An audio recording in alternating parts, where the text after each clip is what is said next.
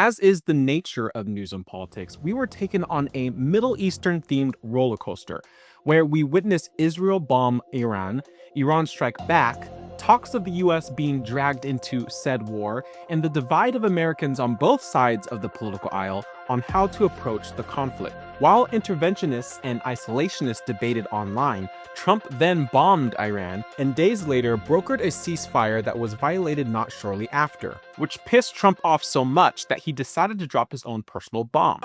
We basically have two countries that have been fighting so long and so hard that they don't know what the fuck they're doing. Do you understand that? Meanwhile, as events unfolded way too quickly for anyone to keep up, so many people chimed in on a very complex and hypersensitive issue. But the question remains, why is everyone so divided about Iran? That is the question we hope to get answers to in this episode of News Theory. My name is Mike Lusso. Let's get right into it.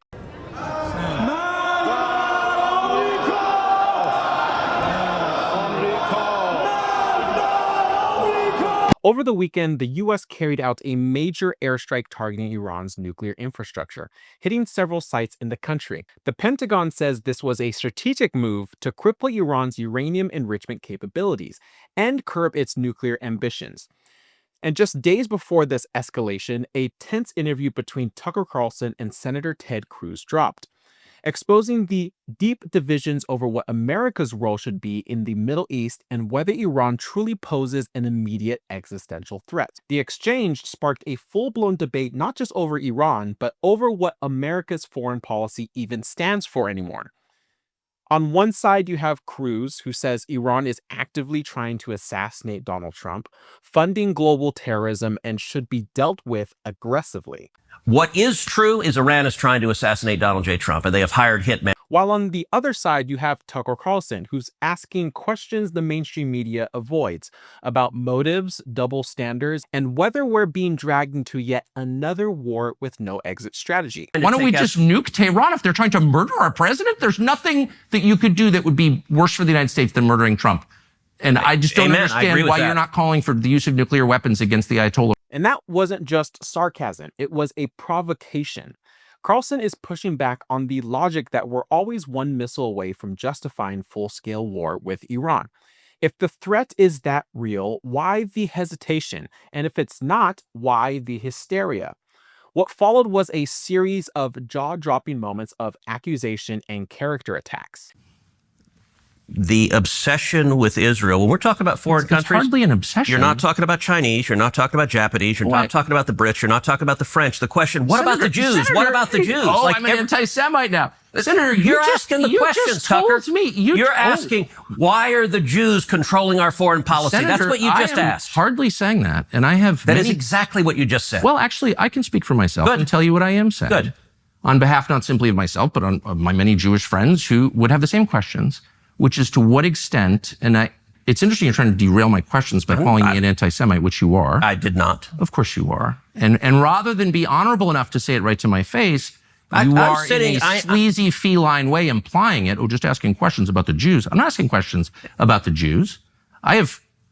There's nothing to do with Jews or Judaism. It has to do with the foreign government. Isn't Israel controlling our foreign policy? That's not about the Jews? You said, I'm asking you. And by the way, you're the one that just called me, I think, a sleazy feline. So let's be clear. It's sleazy to imply that I'm an anti-Semite, which you just did. No, I just said, why is that the only question you're asking? You answer it. Give me another reason. If you're not an anti-Semite, give me another reason why the obsession is Israel. And suddenly, the conversation is no longer about foreign policy. It's theology, nationalism, and the boundaries of what you're allowed to question when it comes to U.S. support for Israel. This is silly. I'm talking about the political entity of modern Israel. Yes, and that is You believe that's what God was talking about in Genesis. I do, but that country's existed since when? For thousands of years. Now, there was a time when it didn't exist, and then it was recreated just over 70 years ago. I'm saying, I think most people understand that line in Genesis to refer to the Jewish people, God's chosen people. That's not what it says. Okay, Israel, but you don't even know where in the Bible it is. So I don't know if we can... I don't remember the scriptural citation. Online, the divide was instant. People were quick to take sides, and some called it a gotcha interview. Even progressive commentator Hassan Piker tweeted, "Tucker Carlson is braver than every major news anchor in America for even asking these questions." And that's the real story here. Carlson isn't defending Iran. He's questioning why our institutions, from the media to the defense lobby, treat Iran like an automatic enemy, all while we partner with regimes like Saudi Arabia without a second thought, asking the questions that no one else seemed to want or dare to ask.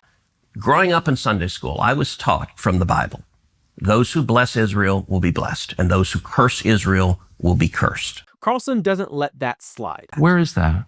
I can find it to you. I don't have the scripture off the tip of my... You pull out the phone and use the Google. It's in Genesis. But so you're quoting a Bible phrase. You don't have context for it. And you don't know where in the Bible it is, but that's like your theology? I'm confused. What does that even mean? Tucker. I'm a Christian. I want to know what you're talking about. Okay. Where does my support for Israel come from? Number one, because biblically we're commanded to support Israel. But number two... Well, hold on. I'm not holding on. Hold on. You're a senator, and now you're throwing out theology, and I am a Christian, and I am allowed to weigh in on this. We are commanded as Christians to support the government of Israel? That question gets to the root of a worldview shared by many evangelical conservatives, or dispensationalists. Israel to them isn't just an ally, it's a fulfillment of prophecy. And by contrast, Iran isn't just a nation, it's an obstacle to God's will. But geopolitics isn't necessarily prophecy. Israel was established in 1948 in the wake of World War II and the Holocaust. Meanwhile, Iran's revolutionary government came to power in 1979, following the overthrow of the US-backed Shah of Iran. From the start, Iran framed Israel as a Western imperialist outpost in Muslim territory, and to this day, Tehran considers the Palestinian Authority the only legitimate government of that land. So that ideological rift certainly isn't new, but it might be more heated than ever. And then comes the moment in the interview that had everyone talking. How many people live in Iran, by the way? I don't know the population. At all? No, I don't know the population. You don't know the population of the country you seek to topple? How many people live in Iran? 92 million. Okay. Cruz stumbles, doesn't answer, changes the subject. But Tucker doesn't let him get off that easily. He doubles down. Yeah, how could you not know that? I don't sit around memorizing population tables. Well, it's kind of relevant because you're calling for the overthrow of the government. Why is it relevant whether it's 90 million or 80 million or 100 million? Why is that relevant? Because if you don't know anything about the country... I didn't say I don't know anything about Okay, what's the ethnic mix of Iran? They are Persians and what predominantly Shia. Okay, it's not even... You don't know anything about Iran. It's brutal, but it also cuts to the core. For decades, U.S. policy on Iran has been framed in absolutes. They're evil, they're irrational, they must be stopped. But now with American bombs dropping, public skepticism is growing. Who are we fighting? Why now? And is this actually keeping anyone safe? All important questions we should always be asking our leaders. This moment isn't just about Tucker and Cruz, it's about the new conservative divide. Interventionists like Cruz and populists like Carlson who are asking whether the war machine still makes sense in a world that's already fallen apart. And if the loudest voices in the room don't even know who the enemy is, why should the rest of us believe them when they say we have no choice but to strike first? If there's one thing both Republicans and Democrats seem to agree on, it's that Iran is always on the verge of going nuclear. But here's the thing, they've been saying that for 30 years. TPUSA's Charlie Kirk pointed out on X, it's 100% right President Trump ran for a decade promising Iran won't get nukes. That is without question a repeated theme going all the way back to his announcement at Trump Tower. He's been remarkably consistent on this. And to be fair, Trump has been extremely consistent. You cannot let Iran have a nuclear weapon. You cannot let it happen because bad things will happen if that happens. But everybody stopped. They were ready to make a deal. We would have made a deal that was great for everybody. No nuclear weapons. You can't give them nuclear weapons. Now they're going to have a nuclear weapon. Don't let Iran have nuclear weapons. That's my only thing I have to tell you today. Don't let them have it. They would have never had them, including Iran. They can't have a nuclear weapon. That's all. They can't have nuclear weapons. It's too destructive, too powerful. They can't have it. but I wanted to make a deal with them. No nuclear weapons. You can't have nuclear weapons. Nuclear weapons are the single greatest threat to this world, to the whole world. And Viktor Orban understands that, and some others do too. He did not start a war with Iran during his first term. He pulled out of the Obama-era nuclear deal, and his administration imposed some of the harshest sanctions Tehran had ever seen. But this isn't really about Trump. Iran has been painted as a serious nuclear threat by both parties for decades. Some governments will be timid in the face of terror. And make no mistake about it, if they do not act, America will.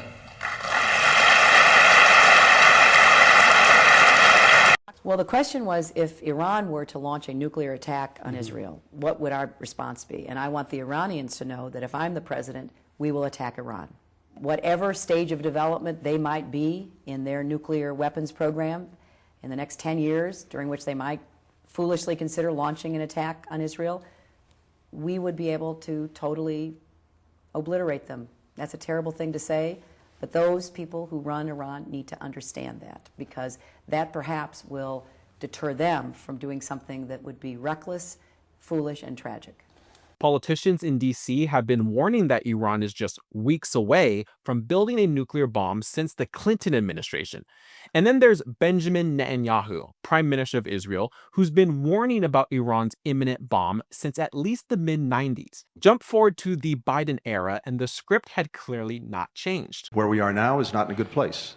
Iran, because the nuclear agreement was thrown out, instead of being at least a year away from having the breakout capacity of producing fissile material for a nuclear weapon, Iran has violated all of the guidelines set in the Joint Comprehensive Plan of Action and is only around 10 weeks away from acquiring weapons-grade materials necessary for a nuclear weapon, Gantz told ambassadors from countries on the UN Security Council during a briefing at the Foreign Ministry in Jerusalem last week.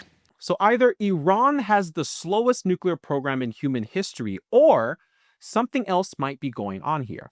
But let's be clear, not everyone in Washington is cheering for conflict. But you both worked on this war powers resolution to prohibit U.S. forces from engaging in hostilities against Iran without authorization from Congress. The president just blew right past that. Well, you know, I think I represent part of the coalition that elected President Trump. We were tired of endless wars in the Middle East and tired of wars in Eastern Europe. And we were promised that we would put our veterans, our immigration policies, and our infrastructure first. We put forward this war powers resolution. I've teamed up with Ro Khanna before on this, to his credit. When Joe Biden was president, we tried to rein in the executive and reassert Congress's authority, sole authority, to declare war and to engage or authorize the engagement of acts of war. This is where the divide gets real, because even on the left, you've got anti-war progressives like Khanna and even Bernie Sanders pushing for restraint, while Biden-aligned hawks keep the military options wide open. And on the right, well, it's a full-on fracture. You got people like Lindsey Graham, who are considered neocons, who consistently push for escalation. And on the other side, you've got populists like Tucker Carlson and libertarians like Rand Paul, who are saying, no thanks, let's stay out of it. And they are not alone. New polling shows a majority of Americans oppose going to war with Iran, even if Israel is involved. It seems that war isn't as popular of a unifier as it once was. Was Iran ever really weeks away, or were Americans once again caught in the crossfire of fear, misinformation, and a bipartisan addiction to foreign conflict? I'd love to hear your thoughts down below. Now, before we get back to the current conflict, let's take a quick step back a few years. During the Obama administration, something happened that may or may not shed a different light on Washington's obsession with Iran.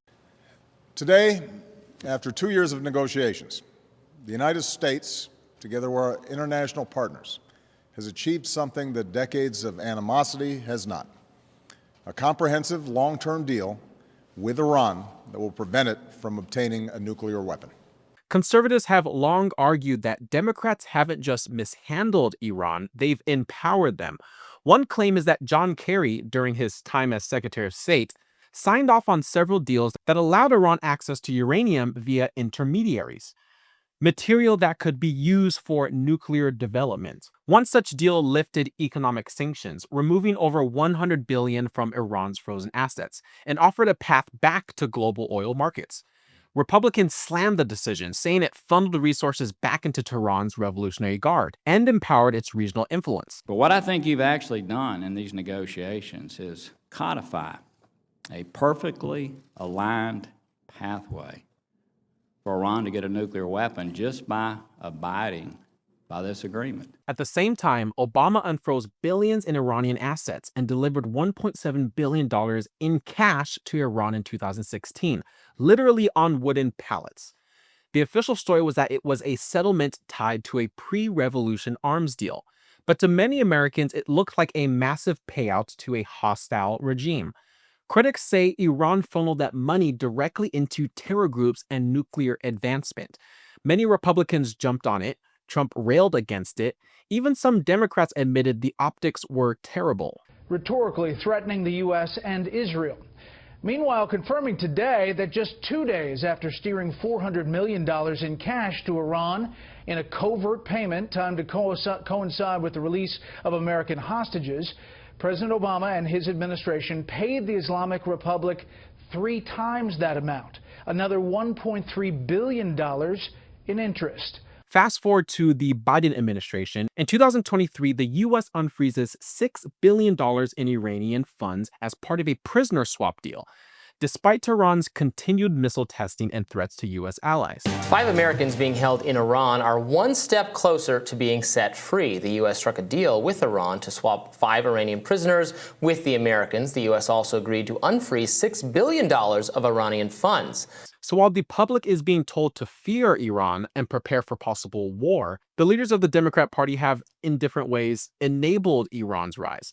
That's the paradox. While claiming to prevent war, some of America's top politicians have been accused of giving Iran exactly what it needs to grow stronger. But what do you guys think? Was the Obama administration responsible for funding Iran's nuclear ambitions?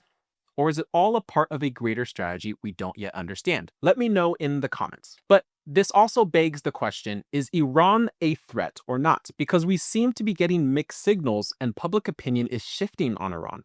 One claim I've heard is that Iran has done nothing to America to warrant any form of involvement or attack. But is that 100% true? Why is it a foundational issue for Trump that Iran doesn't have a nuclear weapon? Why is this something that the U.S. should be involved in? Why are we allied with Israel? He says because they chant death to America. They chant death to America. I went to Iran in 2014. I was sitting at a rally. These young guys were chanting death to America. I had a minder. I said, what are they saying? They're saying death to America. They finished the chant, and 2 young men came over and said, are you American? I said, yes. We want to welcome you to our country. We love American culture and love American movies. They wanted to talk about all these things. Iran is the most Western nation in the whole Middle East. We have much more in common with them than a lot of countries that we do have alliances with. There's also the notion that Iran, or that Islamic fundamentalism, only hates the U.S. because of our allyship with Israel. Can we stop saying, could we just agree on this? Could we stop saying that we're fighting them over there so that we don't have to fight them over here? Yes. They're fighting us over there because we're over there. A recent study by the Center for Strategic and International Studies, I know that sounds like a bullshit organization. It is a bullshit organization. It is? Yeah. Why do you say that? I heard it was a very... I've been studying it for years. How much time have you got? Well, anyway... You can hardly pronounce its name. I've known it for a long time. It is a bullshit organization. It's like the Lancet and the casualty figures. It's a junk science by junk scholars. But, all right, tell me why I should believe... However, you're right on your premise. ...that they really want to fight us in Dollywood, but they're not. Well, let me give you an example from Mr. Jefferson, since you asked me to mention my book, which I happily do, available fine bookstores everywhere. In 1788, when the United States was barely a country, right, it was having its sailors taken as slaves by the Barbary states, the states of the Ottoman Empire in North Africa. Tripoli. Tripoli, Shores of Tripoli. Shores of Tripoli. And its people, its ships stopped.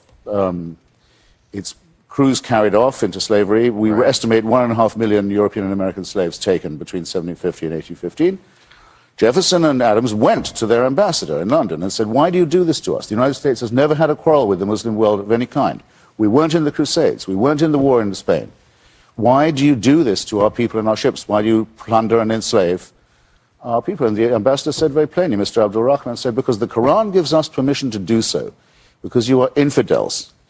And that's our answer. And Jefferson said, well, in that case, I will send a navy which will crush your state, which he did. And a good thing, too. Islamic fundamentalism is not created by American democracy. It's a lie to say so. It's a masochistic lie. And it excuses those who are the real criminals, and it blames us for the attacks made upon us. Now, when it comes to Islamic fundamentalism, the greater idea of whether there really is a threat in Iran continues in the court of public opinion. So imagine this. You are a woman waking up in Tehran where posting a selfie without a headscarf could land you in prison.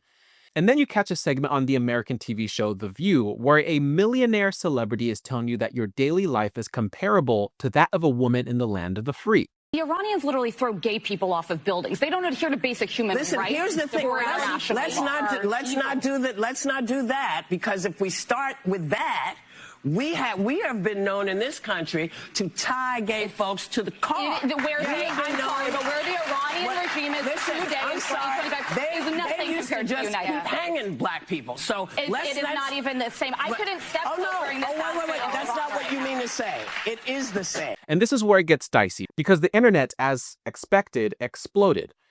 Let's just pause and take this in. A woman with total freedom of speech sitting on a daytime talk show, protected by the First Amendment and a fortress of wealth, casually comparing her life to that of a woman in a theocratic regime where even dancing on Instagram can mean prison time. It's very different to live in the United States in 2025 than it is to live in Iran. Not if you're black. Not for everybody. Not if you're black. Guys, don't go to Tehran. Do not anyone at this table.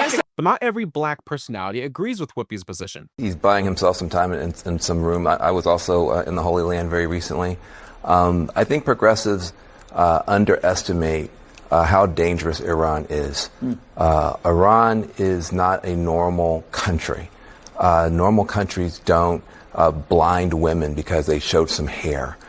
They don't empower little gangs and proxies to surround a country and fire rockets and rape people. So Iran, the two things are clear. The what, they cannot have a bomb, and the why, because they say death to America, death to Israel, and death to all the Jews. One of those should offend you if you're progressives. At least one should offend you. And so the question, though, is the who and the how. Is Israel going to take out this nuclear capacity by dropping people there who blow it up?